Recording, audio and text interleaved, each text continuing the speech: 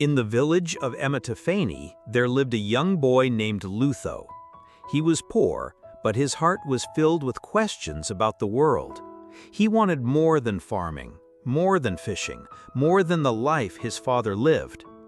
Every evening, he sat by the elders as they told stories about gods and magic. His eyes would shine, and his spirit would whisper, "One day, that magic will be mine." The people of Ematafani feared Kawe Mountain. They believed it was the home of gods, spirits, and endless fire. No human was allowed to climb it, for many who tried never came back. But Luto's curiosity was stronger than fear. He often stood at the edge of the fields, staring at the mountain's peak hidden in clouds. In his heart, he made a promise. I will climb it. One day, Lutho visited Mama Nandi, the oldest healer in the land. He asked her about the gods' magic. Mama Nandi shook her head and sighed. "Young boy, your hunger is dangerous. The gods punish greed. Power stolen brings only pain." But Lutho smiled politely, though his mind was already set. Mama Nandi's words did not scare him. Instead, they made the mountain's magic sound even more precious. Lutho could no longer live with ordinary dreams. His heart pounded whenever he thought of the gods' treasures. He told himself that he was meant for greatness. One night, he whispered to the stars, "If the gods want me weak, why give me this desire? Tomorrow, I will climb." And so, his fate was sealed. At sunrise, Lutho left his village with only a walking stick, a bag of food, and his courage. His mother cried, begging him not to go, but he walked away without turning back. The mountain paths were steep and full of sharp stones. Strange birds circled above, crying loudly as if warning him to stop. Still, Lutho climbed higher. As he climbed, the wind grew louder. It seemed to whisper his name. "Lutho! Lutho!" He stopped and looked around, but no one was there. Instead of fear, he felt proud. He believed even the mountain recognized him. His steps grew stronger, his chest lifted higher. After many days, Lutho reached the top of Kawe. There, hidden behind rocks, was a cave glowing like a burning coal. Fire danced at its mouth but did not burn.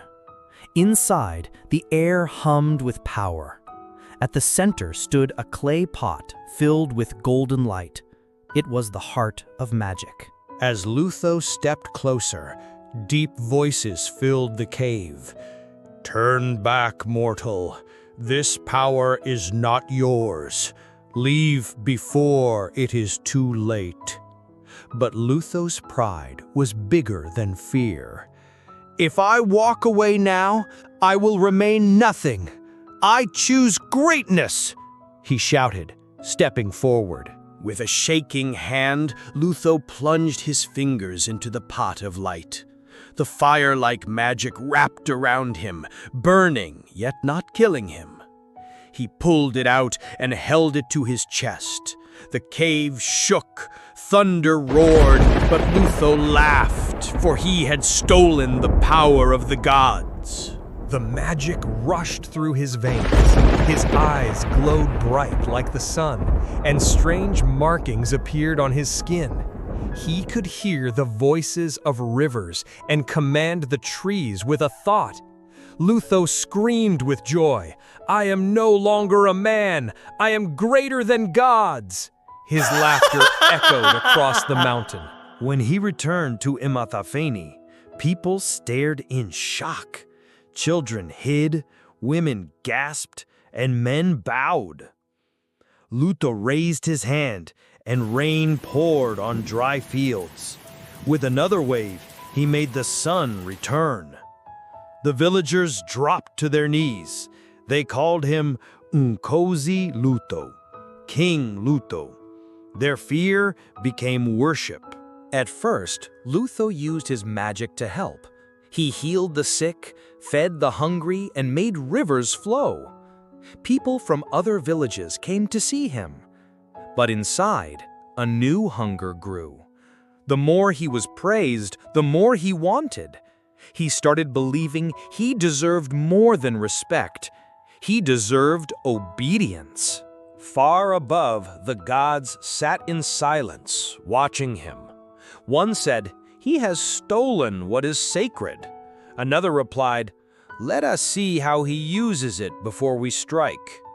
They sent omens, lightning storms, dying trees, but Lutho ignored them all.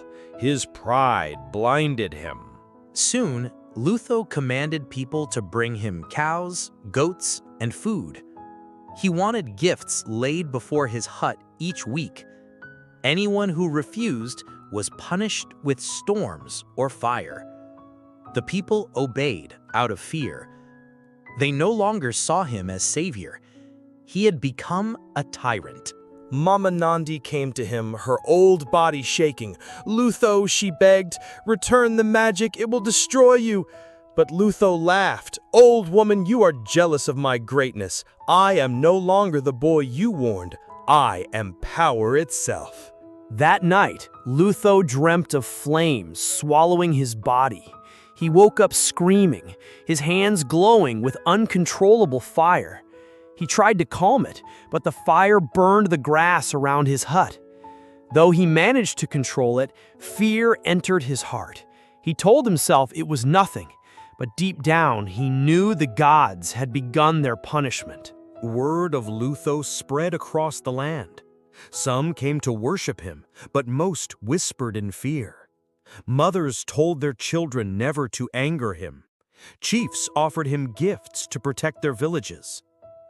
But the gods grew angrier. His stolen power disturbed the balance of nature. Rivers flooded, animals fled, and crops died in strange patterns. One evening, dark clouds rolled over Emethafini. Lightning flashed, thunder shook the earth, and rain poured like never before. The villagers ran in fear, crying, "The gods are here!" Lutho stepped outside, proud and unshaken. "If they want me, let them come. I will not kneel." A voice boomed from the storm. "Lutho, you have stolen what is ours. Return it, or face the curse of eternity." But Lutho raised his hands to the sky. "I fear no gods. I am greater than you." And with that, he sent fire into the heavens. The storm answered with thunder that split the earth. Rivers rose, trees fell, and lightning struck near Lutho. He fought back, sending fire, wind, and water. For hours, the battle raged. The sky turned red, the ground shook, and the villagers hid in terror. Though Lutho fought bravely, the god's power was endless. His stolen magic began to fade. His arms trembled, his glowing skin dimmed, and his voice cracked. Still, his pride refused to surrender. "I will not bow," he shouted, though his strength was nearly gone. The gods released one final strike of lightning, brighter than 1,000 suns. It hit Lutho directly, lifting him into the air. His scream echoed across valleys. When the light faded, he fell to the ground, broken and weak. The stolen magic slipped from his body like smoke. The gods spoke once more. "Because of your greed, you shall never know peace. You will stand forever as stone, a warning to mankind." Before the villagers' eyes, Lutho's body hardened. His skin turned to rock, his face frozen in pride and pain. From that day, Lutho stood at the edge of Kawe Mountain, a statue that touched the clouds. Travelers could see him from miles away, his eyes forever staring at the heavens he once challenged.